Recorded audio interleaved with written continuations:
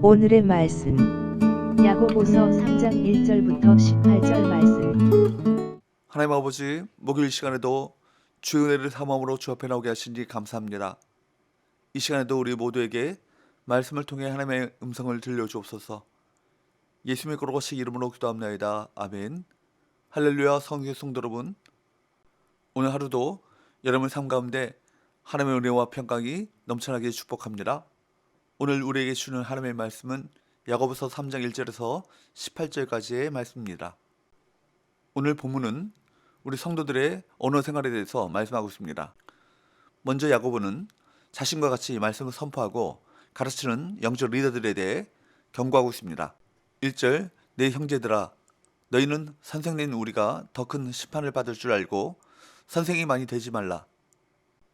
영적 지도자, 영적 리더들의 언어에 대한 책임은 더 무겁습니다. 그렇기 때문에 섣불리 가르치는 직책을 맡는 것을 신중해야 합니다. 복음을 전하는 자는 자기 자신의 말이 아니라 하나님의 진리를 전해야 하기 때문에 개인적인 의견이나 생각을 밝히는 것, 이런 것들에 대해서 많이 조심하고 저지해야 하는 것이죠. 그리고 복음을 전하는 자의 말은 듣는 이의 영혼에 매우 큰 영향력을 미치기 때문에 말씀을 전할 때는 한마디 한마디에 신중을 기해야 하는 것이죠. 그런데 말에는 실수가 따라오게 마련입니다. 2절, 우리가 다 실수가 많으니 만일 말에 실수가 없는 자라면 곧 온전한 사람이라.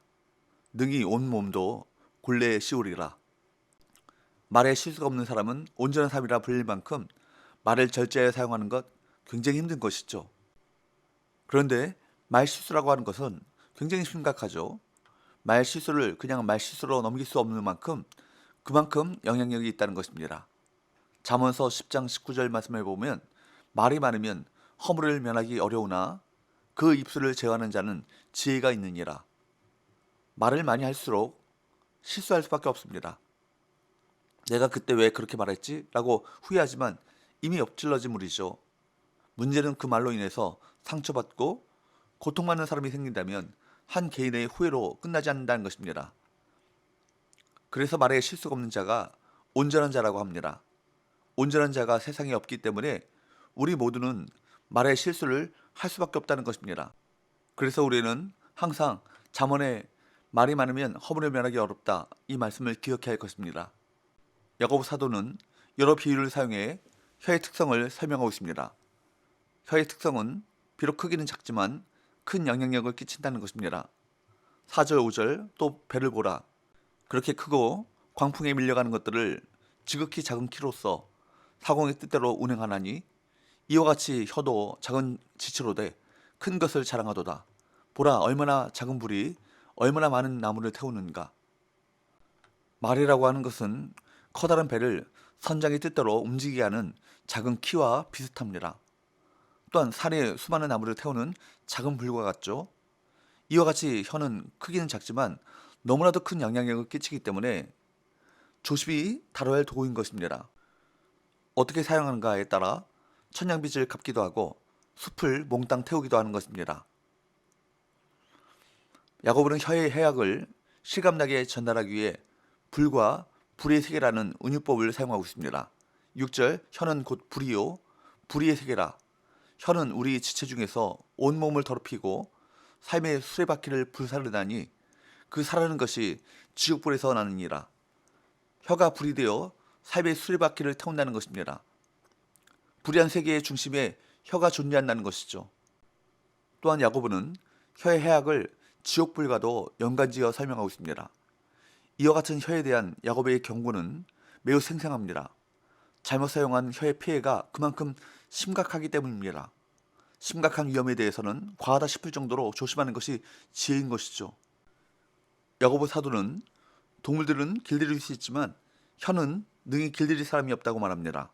8절, 혀는 능히 길들일 사람이 없나니 쉬지 아니하는 악이요 죽이는 독이 가득한 것이라. 사람 중에 그 누구도 길들일 수 없다는 이 표는 어거스틴이 말한 것과 같이 그것은 하나님의 은혜로만 가능함을 강조하고 있는 것입니다.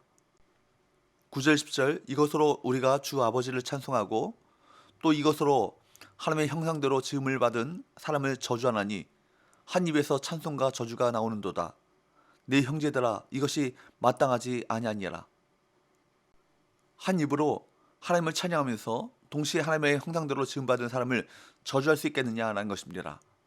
그것은 하나님을 저주하는 것이라 다름이 없습니다. 영적으로 온전한 상태가 아닌 것이죠. 거듭난 성도의 혀는 오직 하나님을 찬양하고 성도를 축복하는 일에 사용되어야 합니다. 성도가 한 입으로 찬양도 하고 저주도 하는 것은 결코 용납될 수 없는 일이죠. 12절 내 형제들아 어찌 무화과 나무가 감람 열매를 포도나무가 무화과를 맺겠느냐. 이와 같이 짠물이 단물을 내지 못하느니라. 한 입에서 찬양도 하고 저주도 한다면 그것은 무화과 나무가 올리브 열매를 맺는 것 같으며 샘구멍 하나에서 단물과 짠물이 나온 것 같다는 것입니다.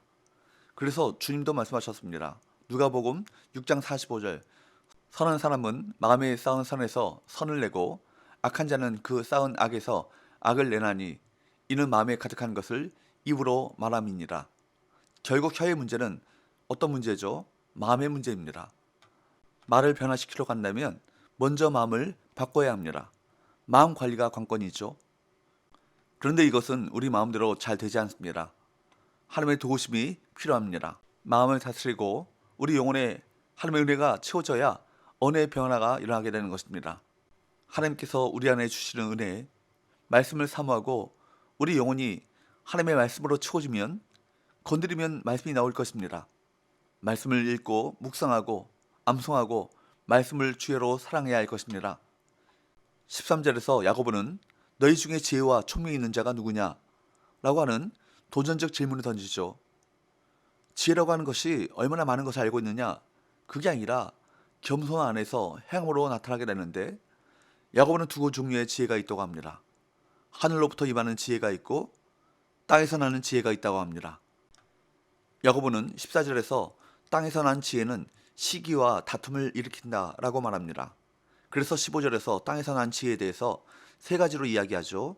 15절 16절 이러한 지혜는 위로부터 내려온 것이 아니요 땅의 것이요 정욕의 것이요 귀신의 것이니 시기와 다툼이 있는 곳에는 혼란과 모든 악한 일이 있음이라.